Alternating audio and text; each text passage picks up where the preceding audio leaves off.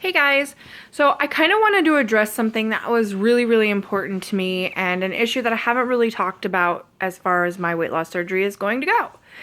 One of them is the thinking process or the mentality that some people get when they hear that I'm about to have this surgery.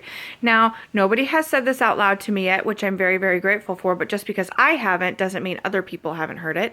And one of them is, oh, that's the easy way out, end quote. So here's the thing. Up until a year ago, I probably would have agreed with you because I was ignorant and I didn't know. The thing is, you see in, the news or media or whatever, so-and-so who was really overweight and then, oh, you don't see them for a while and then all of a sudden, oh, there they are thinner. Not necessarily thin as they want to be, but thinner. And anyway, you're like, you don't see the in-between, the struggles that they went through or how they went about doing that, or even if they did extra exercise or whatever, you don't see that. You just hear blank blank person got gastric bypass, or blank blank person got a lap band, blank blank person got the sleeve. That's all you hear. And so as a whole, I think we just kind of chalk that up to, oh, this is the magic cure, this is the answer. Wrong. Over the last year of trying to get approved for this surgery, I have done more research on this topic than anything else. And I had cervical cancer and I thought I did a lot of research on that. Come to find out, this has been so much bigger than that. So let me kind of take you on a little bit of a journey of what I'm about to go through. So again, before wanting gastric bypass, I did many diet plans, many pills, shakes, different remedies of concoctions. I've cut things out of my diet. I've added things to my diet. I did around the clock exercising and lots of water. I mean, now, even still, there's not a place in my house that doesn't have one of these nifty water bottles. They're everywhere because I even know now that I still need to drink lots of water. It doesn't matter, whether it's after surgery or before. So I'm still drinking lots and lots of water. And then, so I'm prepping for this surgery now, and it's been a year. So in order to get this surgery, I had to see a psychologist. I had to go to a nutritionist a couple of times. I had to have an upper GI, and dear Lord, let me tell you, that was probably the worst thing I've ever gone through. It was just awful, awful. I had to have a sleep study, which if you go to if you're an Instagram follower, you can see that I posted a picture of me at that sleep study, and I look like a science experiment. There were wires everywhere. I don't even know how I managed to get any sleep during that thing.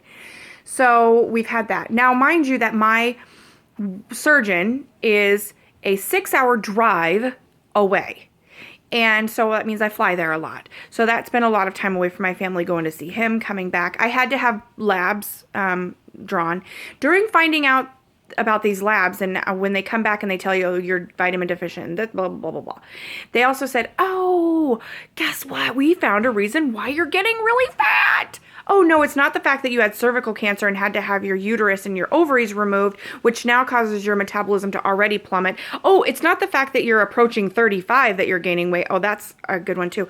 But now there's something wrong with your thyroid, which is a huge metabolism factor. And oh, those migraines that you're having, the feeling crappy all the time, the not knowing why you're depressed. What else?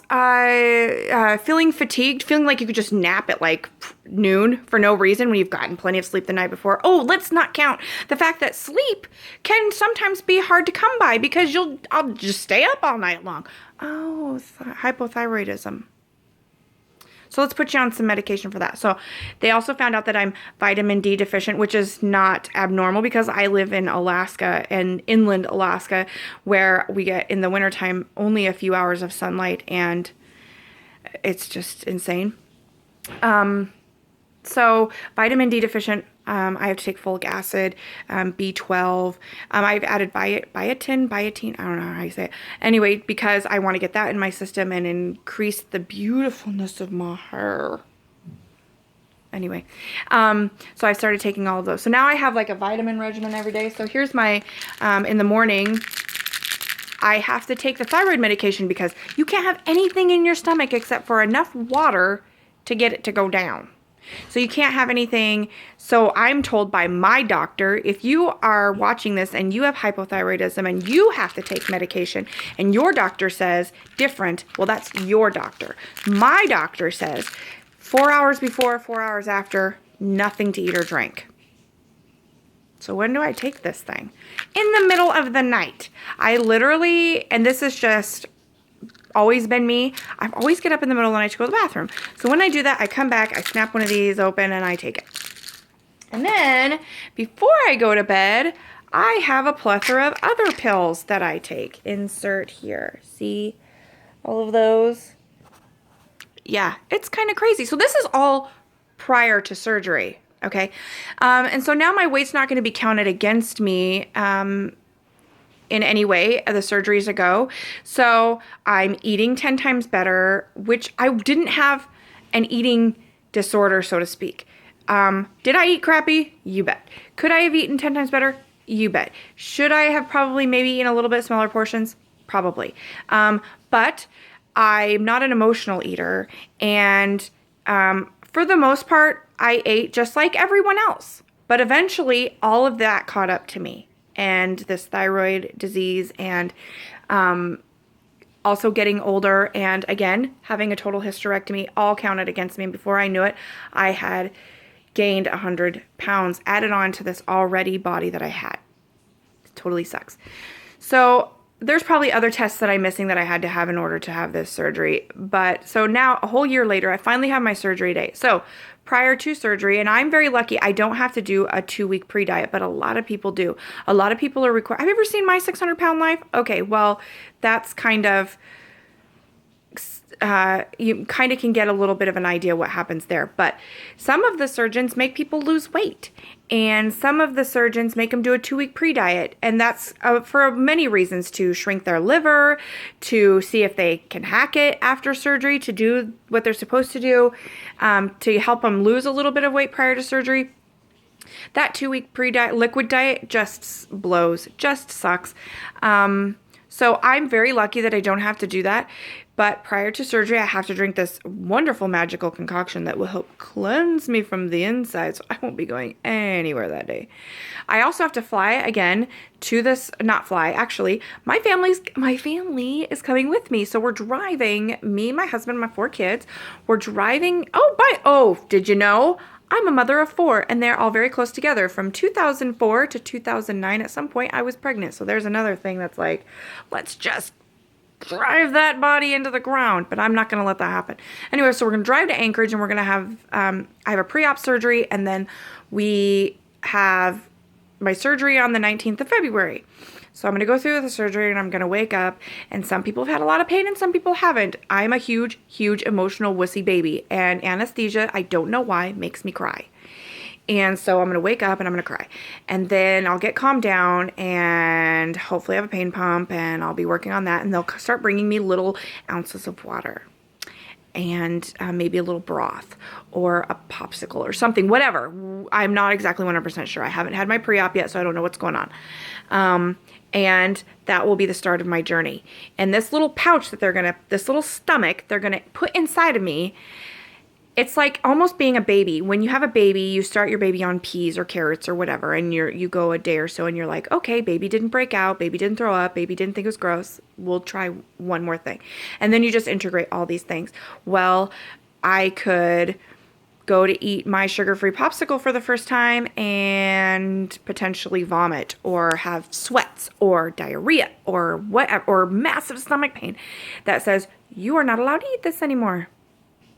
And maybe next time I might very well eat it, but I'm the type of person who's like, if I have one bad experience with that said item, I'm screwed because I won't try it again. It's just how I am. Now, yes, the weight will start to fall off, and you'll see lots of pictures and lots of before and afters, and I'll be so excited. But what you won't see are the days where I've eaten something that I probably shouldn't have, and my stomach hurts so incredibly bad. Or I start to have a vitamin deficiency, and I might have to go have iron infusions, or I might have to go to the hospital because I wasn't able to get down enough water in a couple of days that now I'm dehydrated and have to have IV fluids. Or the fact that you don't see that despite that I've had this surgery, which is a kickstart for me, that I'm still going to go to the gym. I'm going to go to the gym. Because there was a point in my life, a year or so ago, 2 years ago, before I broke an ankle, before I had to have major ankle surgery, that I actually loved working out. Loved it. I had got into the rhythm of loving working out, loving actually how the burn felt. Now that I've had ankle problems, I still really like it, but I don't like the burn and the pain that comes from my ankles. So that kind of inhibits me sometimes. And having this hypothyroidism, the medication is helping in some ways, but not helping in others. So I'm still working on not feeling tired, still working on being more happy and just going with the flow. So anyway, there's just a lot of things in a day. I mean, it could take literally all day long for this much water. Because there might be times where I take a sip or two and it might be too much and I might throw it up. Or I might take a sip or two, but okay, now that I've taken a sip or two of this means I can't really eat anything for a little bit. So now I have to wait until I can have some broth or my protein. Protein's a huge, big deal. So every single day, oh, and vitamins for the rest of my life. Always, always, always very important. And so you won't see, whoever won't see the struggle that I'm going through having had this surgery, because I'm not going to tell all that. I mean, think about it. We only tell the positive stuff. You're only going to see my before and afters. You're only going to see my non-scale victories. You're not going to see when I'm throwing up. You're not going to see when I'm really sick or when I'm really tired or when my stomach hurts really bad. You're not going to see those things. So now that I've done tons and tons of research on this, I know better. And I know this, oh my gosh, if I could go to the gym every day and work my butt off, eat right and drink water and lose all this weight in a year or so on my own, I would totally be doing it. And which I've tried to do before. I tried to do that and it didn't work for me. No matter what I was doing, it wasn't working for me. I want to be able to, I posted a picture or a little video of my daughter telling all of you about what my surgery is. And she said, you'll be able to play with us. Oh my gosh, that's so important for me. I want to be able to play with my children. I want to be able to go and see them and hang out with them and do the things they want to do. So I don't want to go, oh, kids, go outside by yourself. I want to be able to go out with them. So these are really, really important things to me. So anyway, really long video. Thank you so much for watching if you made it this far. Next time you see someone and they have had a gastric bypass, you hug that person, you shake their hand, you tell them congratulations, and you tell them how proud of them you are. Because damn it, this is not easy. This is a huge journey and a huge step and commitment they had to make. And every day is a struggle. Every single day. If you are watching this and you've had some sort of weight loss surgery, I'm so wicked proud of you. You made a huge step for your future. You chose to live. That is a great thing. Now, if you are somebody who's watching this and you've had the surgery and you're having complications and things aren't working out for you, I'm a huge believer in God, and I believe that you should pray about it and that there's just, we're all here for you and we love you and we are wishing you the best and we're praying for you. So anyway, thank you so much for watching. You've all been great. Have a wonderful week. Bye-bye.